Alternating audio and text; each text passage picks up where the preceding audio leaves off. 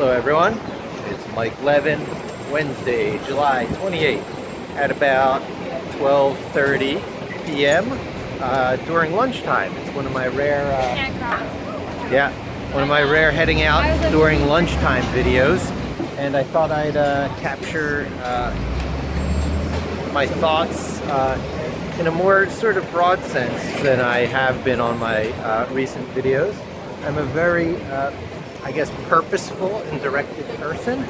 I usually don't produce these videos for like just the sake of it. It's definitely laying down brushstroke after brushstroke, layer after layer towards something sort of bigger that I'm going after. And the work that I don't put into editing my own material, i.e. video editing and increasing the production value and trying to make the slick videos like so many that I really do admire on YouTube. Recently I've been getting into this one about stick figure physics, where the guy does in stick figure drawing style, similar to what I try and do quite a bit on electronic platforms like my phone as I'm walking around and the motivation strikes me. But he does it with a camera stand where he actually records his hand drawing the videos, and he deals with stuff like morality of the Star Trek transporters and stuff. And in a way, it's very awesome, and I admire and enjoy and consume, and I guess support through watching the advertisements or whatever, this YouTube publisher. And here I am doing YouTube publishing, having like, I guess what I would regard next to zero respect for my viewers in how I ramble and I don't edit. But you know what? Hey, I have the photo bomber. It's David! David, how you doing? A friend from back in the hood who's often comments on my online stuff and happens to be catching me at the other end of the city on one of my walks. Want to say hi to my audience? Hi, okay, not gonna talk, but great to see you, David. Feel free to photobomb whenever you want. Talk to you later.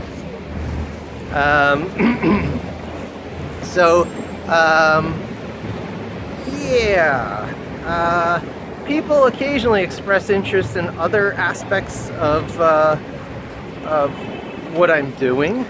I try and keep it generally focused on what I'm doing professionally, career-wise, because I think it's great for nurturing an audience that when the right day and when the right time comes, I basically segue into alternative revenue streams in some way or another, be it holding official courses that I sign people up for and interactively answer their questions, or deal with people on more of a one-on-one basis, but do it rapidly, person after person, through the course of the day.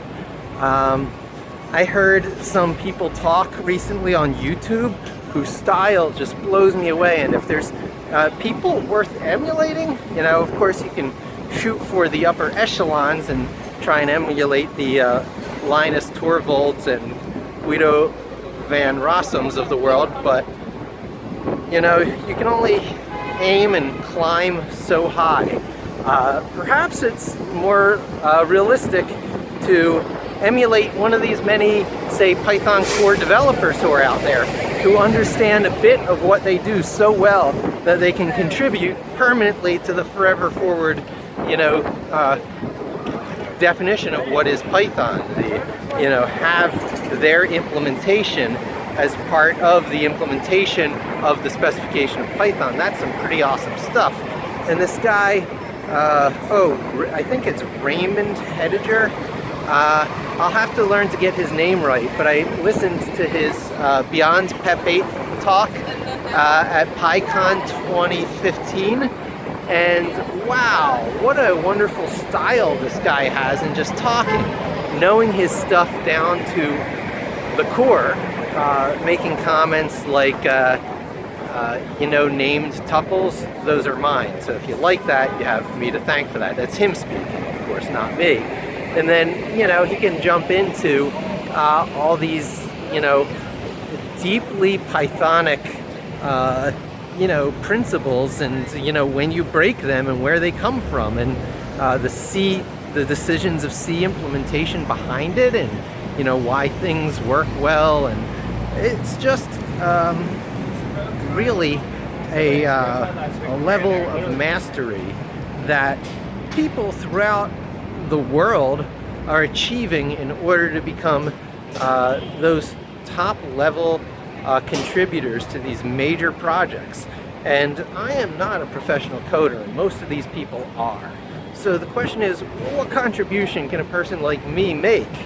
And I think to myself, if I achieve 1/10 of the level of familiarity and comfort with the Python language, the way these core developers have it, and they can just code on the fly. That seems to be a badge of honor at these conferences where they don't have PowerPoints, but instead pop right into their IDE. I hope I have his name right. Raymond was using Emacs, so he was doing Python programming in Emacs, thrown up on a large screen over his shoulder, using something like Tmux or whatever. I guess it's different in the Emacs world. It can probably handle its own screen subdividing into multiple files, and I guess Vim has that too. I just don't use that a lot, that screen splitting features. Anyway, just coding live in front of an audience is so awesome. And yeah, I'm in my early stages, still just 6 or 7 years into Python, but it's not like I use it every day. It's not like I use it every day for professional programming. I guess up until now, my current gig, and I guess I really shouldn't pass that way. I'm going back to the office now. I picked up my lunch, mission accomplished, and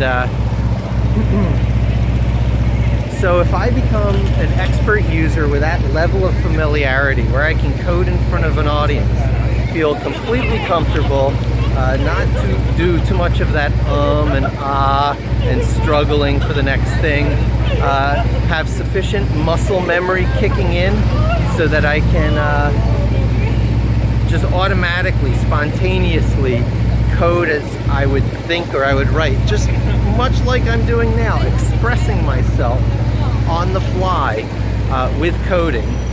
Usually, I would imagine in Vim, but often in Jupyter Notebook, and teach people stuff. Actually be able to have done this enough so that it could be edited together into something that works as one of these high production value, tightly edited pieces that you can charge people money for as, say, courses. That would be great. But I'm not going to bother taking the time for that. I think my vlogging, I finally come to embrace and admit that what I'm doing is vlogging, is what I do during the normal course of the day anyway. And all I have to do is to put a little more on-the-fly, real-time production value into that. If people can publish their video gaming sessions and be on the top 40 hits of YouTube from user, whatever they are, just gaming sessions.